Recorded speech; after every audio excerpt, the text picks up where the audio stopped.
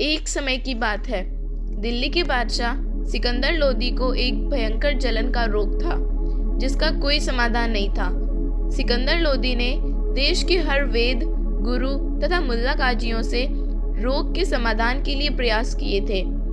अंत में सिकंदर लोदी का रोग कबीर परमेश्वर के आशीर्वाद मात्र से ठीक हो गया।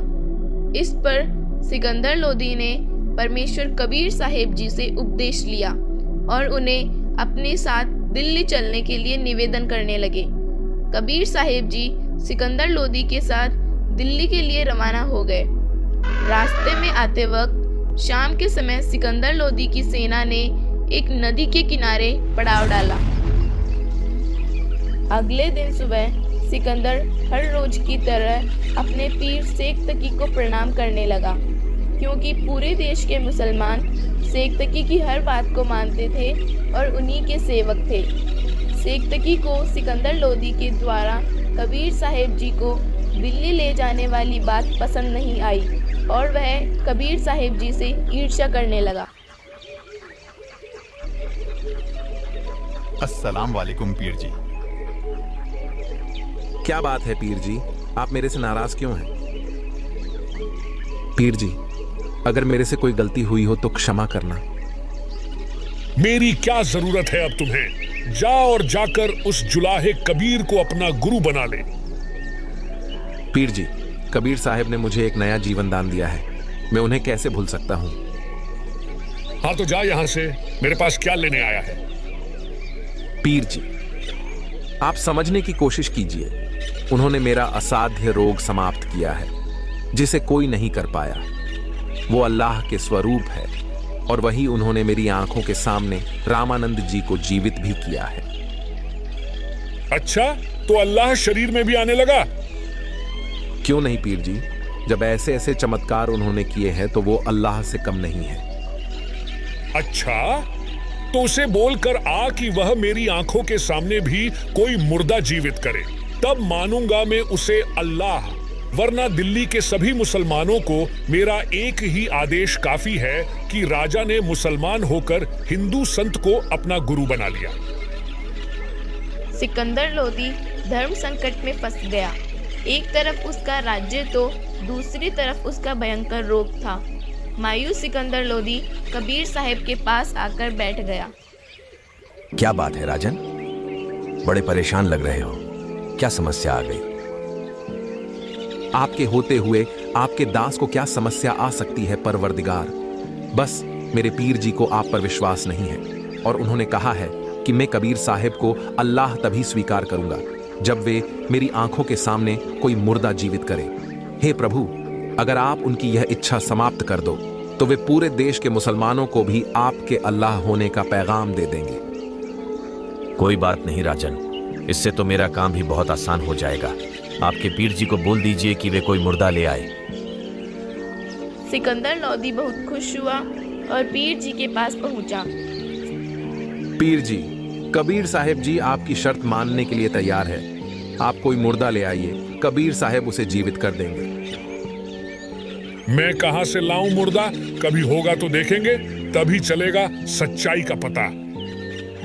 सिकंदर ने सोचा, ऐसे तो न जाने कब मिलेगा कोई मुर्दा और पीर जी को बस दिल्ली पहुंचने का इंतजार है। ये जाते ही पूरी दिल्ली पलट देगा। चिंतित सिकंदर लोदी वापस कबीर साहब के पास पहुंचा ही था कि बाहर से लोगों की आवाजें आने लगी कि नदी में एक मुर्दा आ रहा है। सभी बाहर आ गए। पीर जी, पहले आप भी कोशिश कीजिए। आप भी तो मुसलमान समाज के सबसे बड़े उपदेशक हैं। कहीं फिर बाद में कहो कि इसे तो मैं भी जीवित कर देता। हाँ पीर जी, दो जनों की शक्ति का पता तो दोनों के प्रयास करने पर ही चलेगा। शेख तकी जी जंतर मंत्र करके अपनी विद्या आजमाने लगे। अरे ये अपने सिर से बला टालना चाहता था ताकि मुर्दा बहकर चला जाए। अरे मुर्दे ही कोई जीवित होते हैं? ये तो कयामत के बाद ही जीवित होंगे। कबीर साहब ने हाथ से मुर्दे को वापस आने जैसे संकेत किया। हे जीवात्मा, तू जहां भी है, कबीर हुक्म से वापस आ और अपने इस शरीर में प्रवेश कर। कबीर साहब ने इतना ही कहा था कि बालक के शरीर में कंपन हुई और वह जीवित हो गया। सभी लोगों ने कबीर साहब के जयकारे लगाए और कहने लगे कि कमाल कर दिया, तो बालक का नाम कमाल रख दिया। सेक्तकी की तो जलन और तेज हो गई। इस कबीर ने तो और ज्यादा अपनी महिमा बना ली, इसे तो दिल्ली जाकर ही देखूंगा। बादशाह सिकंदर लोदी का काफिला दिल्ली की ओर रवाना हुआ। दिल्ली पहुंचते ही सेक्तकी कबीर साहब को हराने के षड्यंत्र रचने लगा। इस कबीर ने जादू जंत्र से बादशाह की बुद्धि भ्रष्ट कर दी है। इसे जैसे तैसे करके रोकना ही होगा, वरना हमारा मजहब ही नहीं रह पाएगा। हम आपके साथ हैं पीर जी, आप जैसा कहोगे हम वैसा ही करेंगे। इस कबीर की एक ऐसी परीक्षा लेंगे कि जिसमें ये कुछ न कर पाए। वह लड़का तो क्या पता सदमे में होगा। बादशाह से कहेंगे कि अगर यह मेरी बेटी को कब्र से निकलवाकर जीवित कर देता है तो हम इसे खुदा मान लेंगे। सिकंदर के पास बात पहुंची तो सिकंदर पीर जी के पास आया। अब क्या बात हो गई पीर जी? अब तो कबीर साहब ने आपकी शर्त भी पूरी कर दी। वो तो अल्लाह ही है और आपको सिद्ध भी कर दिखाया। एक मुर्दे को जीवित करने पर ही कैसे अल्लाह मान लूं? क्या पता वो बालक मरा भी था कि नहीं, सदमे में ही होगा। मैं तो तब मानूं जब ये मेरी बेटी जो कई दिनों से कब्र में है उसे जीवित कर दे, वरना ये एक काफिर जादूगर ही है। सिकंदर लोदी को अब एक और समस्या आती दिखने लगी कि ये पीर जी तो अभी भी कबीर साहिब पर विश्वास नहीं कर पा रहा है। दुखी सिकंदर मायूस रहने लगा। क्या बात है बादशाह, अब क्या समस्या आ गई आप पर? हे जानी जान परमेश्वर, आपसे भला क्या छुपा है? आपको तो पता ही है कि मेरे पीर जी आपसे किस प्रकार क्षुब्ध हैं। अब क्या चाहते हैं आपके पीर जी? उनके एक बेटी थी जो कुछ दिन पहले अचानक मर चुकी है। उसे कब्र में दफना रखा है। वे बोल रहे हैं कि अगर वे मेरी बेटी को जीवित कर देते हैं तो मैं कबीर साहिब को खुदा मान लूंगा। कोई बात नहीं बादशाह, अगर वो अब भी मान लेते हैं तो भी कुछ नहीं हुआ। उन्हें बोल दो कि 2 दिन बाद इसकी तैयारी कर ले और चारों तरफ मुनादी करवा दो। बादशाह सिकंदर बहुत खुश हुए और सेक्तकी को यह बात बताने गया।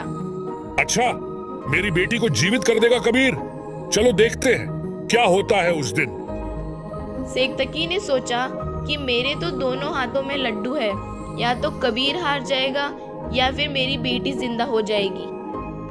सिकंदर लोदी ने चारों तरफ मुनादी करवा दी कि 2 दिन बाद कबीर साहिब जी सेक्तकी की बेटी को कब्र से निकलवाकर जीवित करेंगे। सभी नगरवासी उस दिन का बेसब्री से इंतजार करने लगे। ठीक उस दिन नगर के हजारों लोग ये लीला देखने के लिए एकत्रित हुए। कब्र को फुड़वा दिया गया। पीर जी, पहले आप कोशिश कर लीजिए, कहीं फिर बाद में बहाने न बनाने पड़े।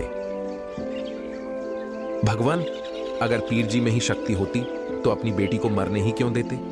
ये तो आप ही दया कीजिए।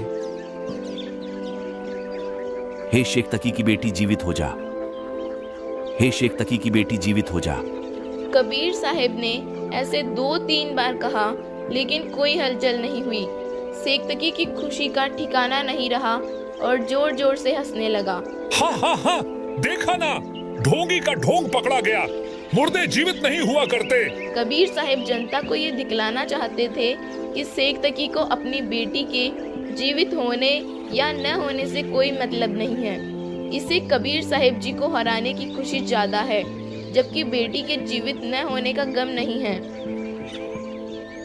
हे जीवात्मा, तू जहां भी है कबीर हुक्म से वापस आ और इस बेटी के शरीर में प्रवेश कर। इतने में बालिका के शरीर में कंपन हुई और बंधन अपने आप खुल गए।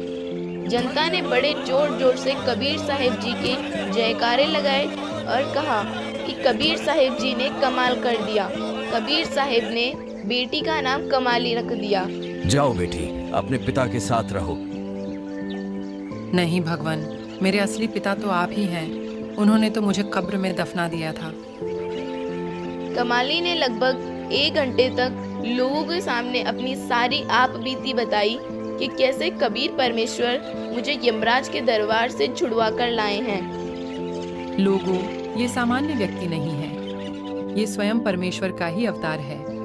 मेरे पिता शेख तकी जी की तो बुद्धि भ्रष्ट हो चुकी है, जो मेरे जीवित कर दिए जाने पर भी परमेश्वर से नाराज है।